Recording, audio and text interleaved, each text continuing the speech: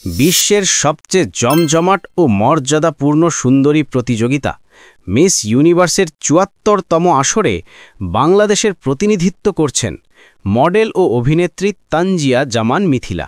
গত সেপ্টেম্বরে miss universe Bangladesh ২০২৫-এর মুকুট জেতার পর দেশের পতাকা হাতে গত অক্টোবরের শেষ দিকে তিনি উড়ে গিয়েছেন প্রতিযোগিতার মূল মঞ্চ থাইল্যান্ডে। বর্তমানে সেখানে চলছে প্রস্তুতি পর্ব, গ্রুমিং সেশন এবং গুরুত্বপূর্ণ ভোটিং কার্যক্রম। ১২১টি দেশের সুন্দরীদের সঙ্গে শ্রেষ্ঠত্বের লড়াইয়ে সামিল হয়েছেন বাংলাদেশের এই মডেল। মিস ইউনিভার্সের ভোটিং পর্বে ৭৩,০০০ ভোট নিয়ে বিশ্বমঞ্চে পঞ্চম স্থানে উঠে এসেছেন মিথিলা। নিজের অনুভূতি প্রকাশ করতে গিয়ে তিনি সামাজিক যোগাযোগ মাধ্যমে এক আবেগঘন পোস্ট দিয়েছেন। তিনি লিখেছেন, "আমি কাঁদছি, সত্যি বলতে আমি জানি না কি বলবো।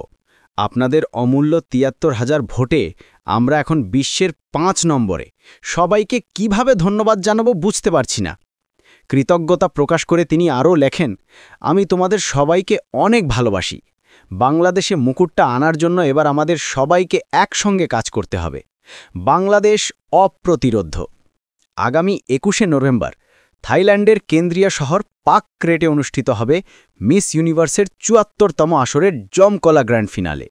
গত বছরের বিজয়ী ডেনমার্কের ভিক্টোরিয়া কিয়েরথিলভিগের উত্তরসূরি কে হবেন তা জানতে আর মাত্র কয়েকদিনের অপেক্ষা। এর আগে বাংলাদেশ থেকে ২০১৯ সালে শিরিন শিলা এবং ২০২৪ সালে আনিকা আলম মিস ইউনিভার্স বাংলাদেশ হিসেবে দেশের প্রতিনিধিত্ব করেছিলেন। তবে মিথিলার এই অর্জন দেশের মিস ইউনিভার্স ইতিহাসে নতুন এক মাইলফলক স্থাপন করল।